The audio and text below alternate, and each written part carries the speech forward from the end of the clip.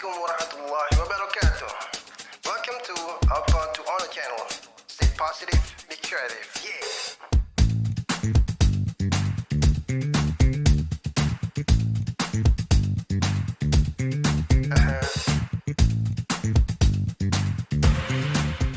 Assalamualaikum warahmatullahi wabarakatuh. Sobat kreatif, selamat datang di Oppo to Ono Channel, tempat di mana kami berbagi berbagai tips-tips kreatif dan juga informasi menarik dan tentunya edukatif. Positive, be creative. Alpha to Honor channel. Yeah. Oke, kali ini kami akan coba membahas dan membagikan kepada sobat kreatif semua 5 tips dalam menggunakan Microsoft Excel.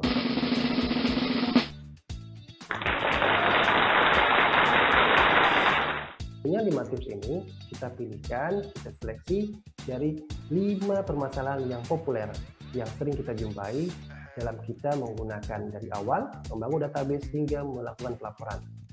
Mudah-mudahan bermanfaat tentunya bagi Anda yang bekerja ataupun di rumah yang sedang membangun usaha sendiri.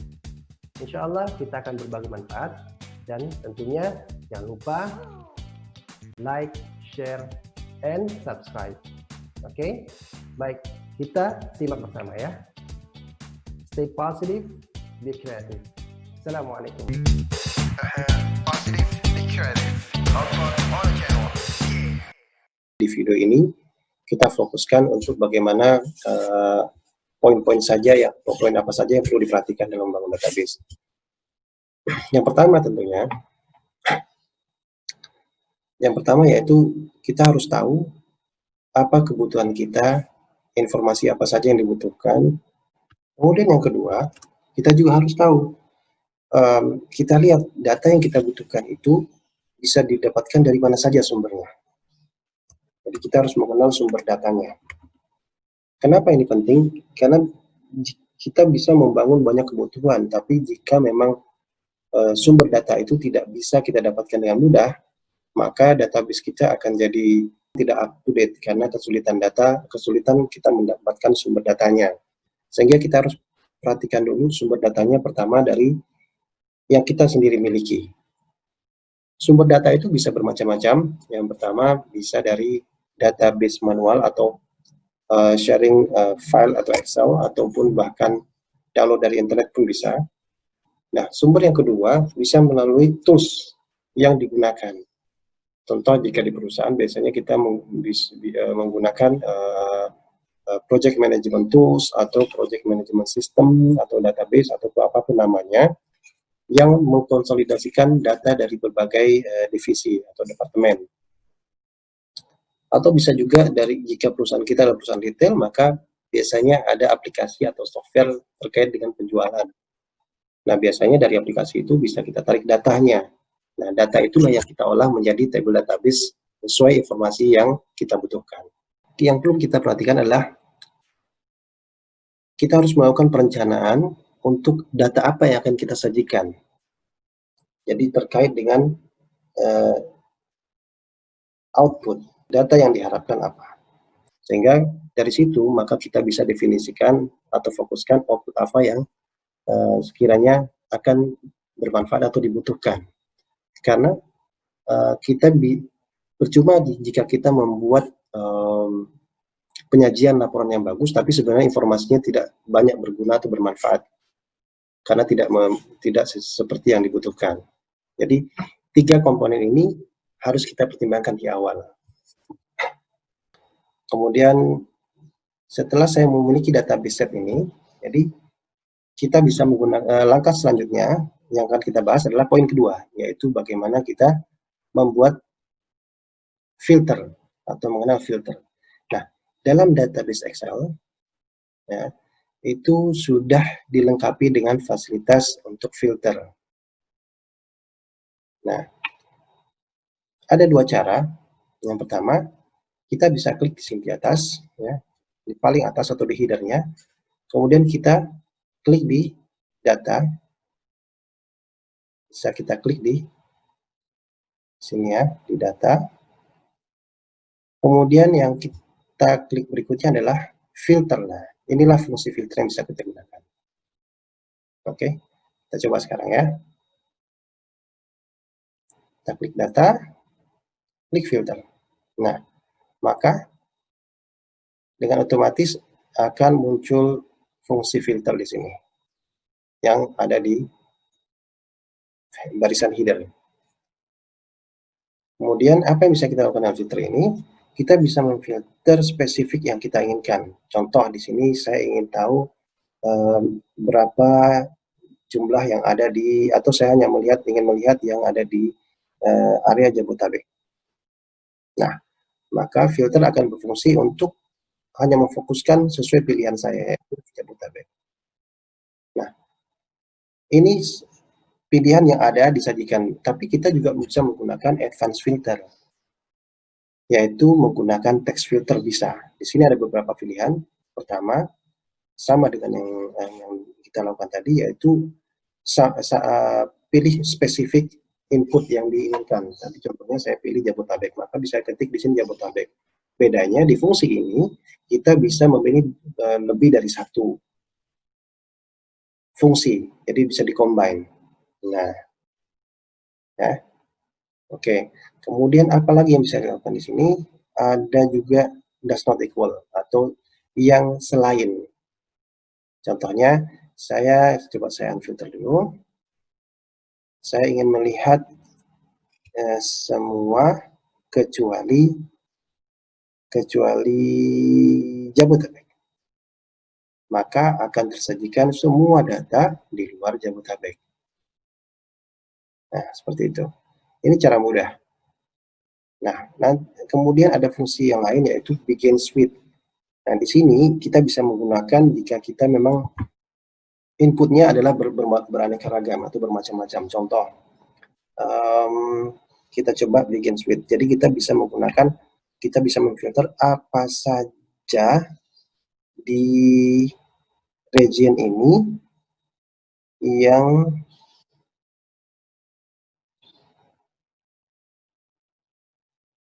Oke, kita menggunakan yang di sini. Ya, sini. Ya. Jadi begin with.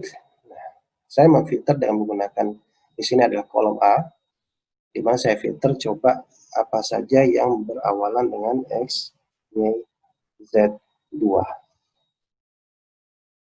Nah, maka dia akan menyajikan semua yang berawalan X, Y, Z, 2. Oke. Nah, kemudian kita lihat lagi, fungsi berikutnya adalah ends with. Nah, ini kebalikannya. Kalau tadi berawalan memfilter berdasarkan awalannya, sekarang dengan akhirannya. Oke, kita coba ya, kita unfilter dulu, kita select all untuk menampilkan semuanya. Kemudian kita coba di sini di kolom E, saya coba filter semua region atau area yang berakhiran Java. Jadi saya hanya melihat yang di area Jawa saja. Nah, seperti ini. Jadi kita bisa tersajikan data dengan menggunakan filter ini untuk area-area yang memang saya butuhkan. Nah, dalam hal ini semua area Jawa saya bisa tampilkan. Oke, kita select all, kita filter. Kita lihat fungsi berikutnya adalah contents. Nah, ini lebih sering lagi akan kita gunakan ketika memang pilihan inputnya itu beraneka ragam. Ya, contoh kita dan tidak beraturan. Contoh di sini saya pakai untuk nama vendor ya, di kolom G. Nah, di sini kita bisa filter dengan menggunakan contents juga bisa. Contoh di sini saya coba contents K. Satu huruf pun bisa. Nah, maka di sini akan tersajikan semua company yang saya pilih yang memiliki huruf K. Yang memiliki huruf K, maka tersajikan di sini. Oke. Kemudian di sini does not contain, maka ini lawannya. Jadi yang tidak memiliki huruf K contohnya. Nah, maka di sini tersajikan daftar yang company tanpa menggunakan huruf K. Seperti itu. Nah, selain dari pilihan-pilihan ini, kita juga bisa custom. Jadi kita bisa pilihan di sini, bisa menggunakan yang tadi, atau custom maksudnya di sini lebih pada kombinasi. Itu bisa digunakan. Oke? Nah, itu cara menggunakan filter. Dengan cara pertama adalah klik di paling bagian atas di barisan header, kemudian kita klik filter. Namun ada cara yang mudah lagi, ada shortcutnya, yaitu dengan menggunakan keyboard. Cukup kita menggunakan klik di bagian atas atau di barisan header, kemudian kita klik Alt DFF. Nah, jadi klik di Alt DFF pada keyboard kita, maka otomatis akan berfungsi sama, yaitu memberikan filter. Oke, bahasan selanjutnya kita lanjut ke pivot. Nah, ini yang lebih menarik ya. Pivot. Nah, bagaimana cara kita menggunakan pivot? Sebenarnya cara mudahnya adalah kita cukup meletakkan kursor kita pada bagian header atau bagian paling atas, pojok kiri atau yang paling sudut ya. Kemudian kita klik di sini ada fungsi pivot, menggunakan data dan fungsi pivot. Tapi shortcutnya di sini saya bagikan tipsnya, yaitu dengan menggunakan Alt D P. Sekali lagi ya, cukup kita klik di keyboard kita Alt D P, Alt ya, Alt D P. Udah tinggal kita next, otomatis dia akan memblocking datanya atau area yang akan digunakan sebagai sumber data pivot. Jika memang sudah sesuai, maka kita tinggal langsung klik finish. Nah, otomatis kita Excel akan membuatkan sheet baru untuk area pembuatan pivotnya. Nah, dalam pivot ini sebenarnya fungsinya jauh lebih mudah karena kita tinggal tarik dan taruh atau drag and drop ya. Seperti contohnya saya akan buat di sini area, kemudian saya mau melihat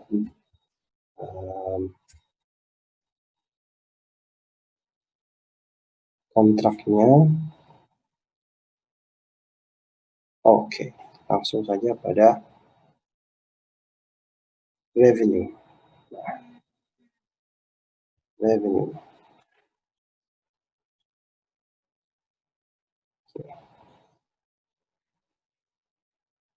Oke. Nah, di sini saya punya data revenue, kemudian saya ingin dapatkan jumlah site-nya, saya bisa tarik di sini. Oke. Nah, di sini mudahnya fungsi dengan menggunakan pivot. Ya. Oke, kita tinggal tarik sesuai dengan kebutuhan tabel kita. Berbeda tadi dengan kalau kita hanya menggunakan atau mencari data menggunakan database, maka kita harus menggunakan filter berulang, kemudian kita unfilter dan kita filter lagi. Tapi dengan menggunakan pivot, dengan mudah kita tinggal drag and drop atau tarik, kemudian kita taruh di tempat yang kita inginkan.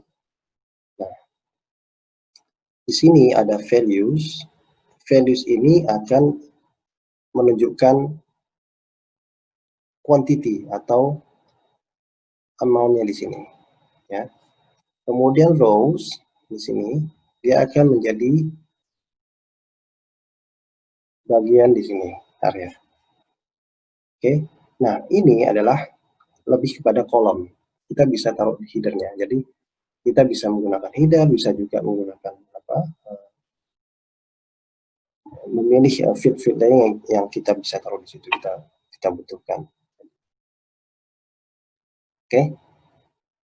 Nah, sekarang kita sudah punya pivot. Di sini kita bisa tahu langsung revenue, kemudian total aset yang ada di setiap lokasi.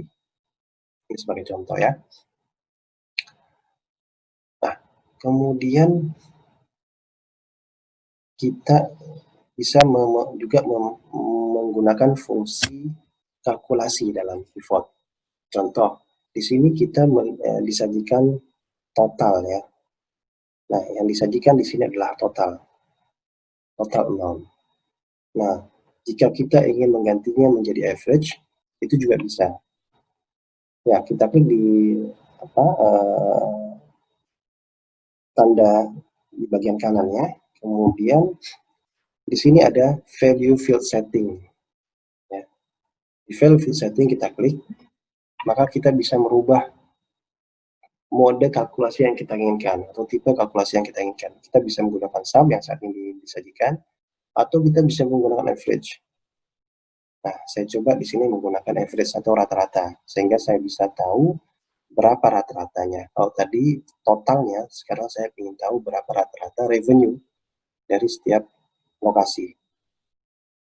Nah, di sini saya sudah tersajikan berapa rata-rata productivity atau rata-rata average dari tiap lokasi. Sehingga kita bisa tahu lokasi mana yang secara rata-rata memberikan revenue lebih baik. Nah, seperti itu. Nah, kalau dilihat, diperhatikan tadi, begitu saya merubah, maka pivotnya pun berubah, jadi berantakan lagi.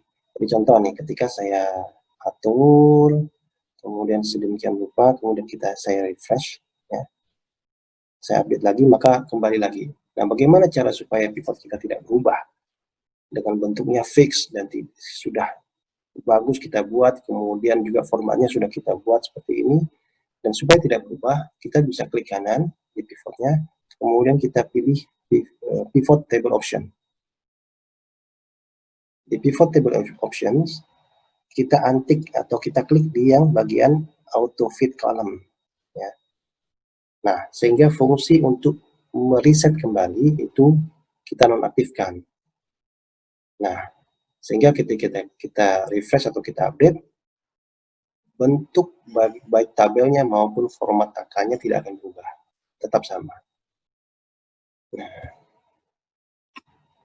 oke, jadi kita sudah bahas tadi. Kemudian bagaimana sekarang kita menggunakan chart? Cara menggunakan chart, kita bisa insert, bukan insert, kemudian kita bisa pilih berbagai opsi chart yang sudah disiapkan di sini. Nah, kita bisa klik di sini. Contohnya saya akan menggunakan, atau bisa kita klik langsung recommended chart. Ya.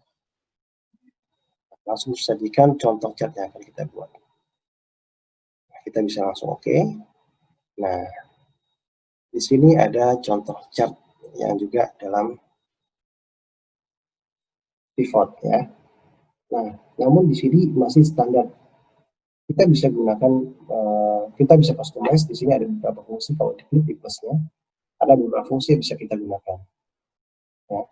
Kemudian kita bisa juga merubah format tampilannya, mau seperti apa. Contoh kita ganti menggunakan warna hitam, juga bisa. Atau bahkan jika kita tidak ingin field dalam pivot ini muncul di tampilan chart, bisa kita hide. Ya, caranya dengan kita klik di sini, kemudian kita klik di hide all fields button. Nah, saya ulang ya, klik kanan, kemudian kita hide all field button. Jangan klik remove, karena begitu remove maka tabel pun akan hilang. Jadi kita pilih hide saja. Nah, oke.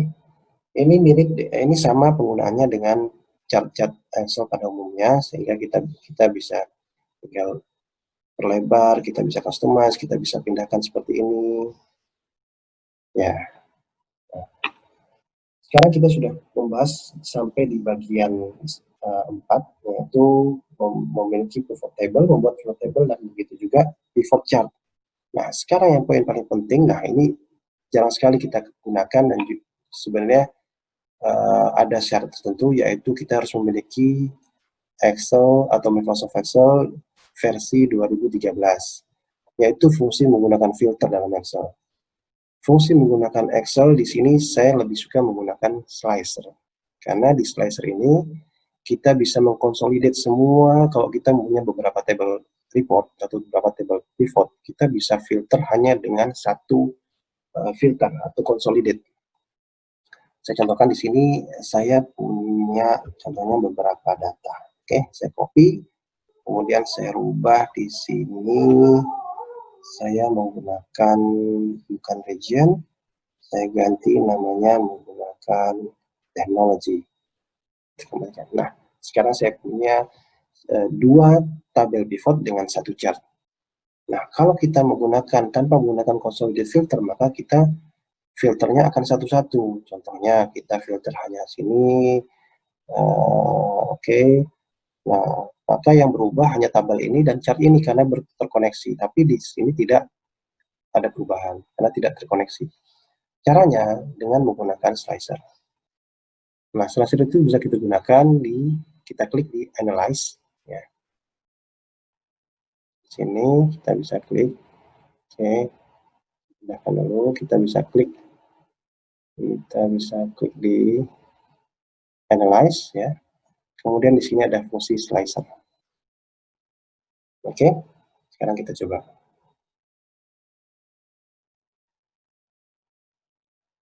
Nah, saya klik di slicer. Nah, caranya sebelum kita klik slicer, kita bisa letakkan di tabel mana saja. Contohnya saya letakkan di tabel pertama. Kemudian saya klik slice. Kemudian ada pilihan yang ditampilkan yaitu seluruh kolom yang ada dalam database kita. Nah, kolom mana yang kita pilih untuk dijadikan sebagai filter atau slicer. Di sini saya mau coba menggunakan teknologi sudah ada, contract date, kemudian vendor ya. Saya langsung membuat dua. Nah, seperti ini. Oke, saya perkecil dulu. Oke.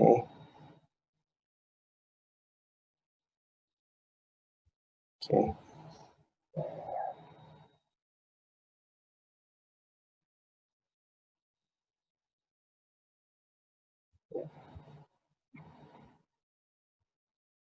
Oke, ini contohnya. Kemudian maximizer. Kemudian ya. Nah, seperti ini. Kita lihat slicer ini untuk step awal sudah selesai, yaitu menampilkan slicernya. Cuma slicer ini kita tampilkan berdasarkan pivot yang pertama. Sehingga ketika kita klik sini filternya, maka yang akan berubah adalah tabel pertama dan chart ini. Contoh. Nah, kita lihat. Oke, pergerakan atau perubahannya hanya di chart ini dan di tabel dan di chart ini. Sekarang bagaimana kita menghubungkan dengan chart kedua? Maka kita harus klik di slicer yang kita buat, kemudian klik kanan, kemudian kita pilih report connections. Nah, di sini terampilkan seluruh tabel pivot table yang kita buat. Nah, saya tadi menambahkan satu tabel yaitu tabel kedua. Maka saya harus klik di sini agar terkoneksi langsung dengan slicernya. Oke, begitu juga di sini. Saya klik, kemudian klik di sini agar terkoneksi. Nah, selesai. Sampai di sini kita sudah bisa menggunakan mode slicer. Di sini saya contohkan. Katakanlah saya ingin melihat vendor yang pertama. Nah, kita lihat ada perubahan di angka di sini juga, di tabel kedua. Oke. Nah, seperti ini. Oke. Jika kita ingin pilih semua, maka diklik clear filter. Karena fungsi slicer adalah sebagai filter. Nah, kemudian saya ingin melihat kontrak. Oke, kita bisa klik kontrak. Nah, selesai sudah, laporan sudah dibuat, pivot sudah disajikan, kemudian lengkap dengan chartnya, kemudian juga slicer yang bisa digunakan sebagai interaktif filter. Nah, semoga ini bermanfaat. Nanti kita akan coba sajikan tips-tips lain tetap di channel Oppo to Honor. Assalamualaikum warahmatullahi wabarakatuh.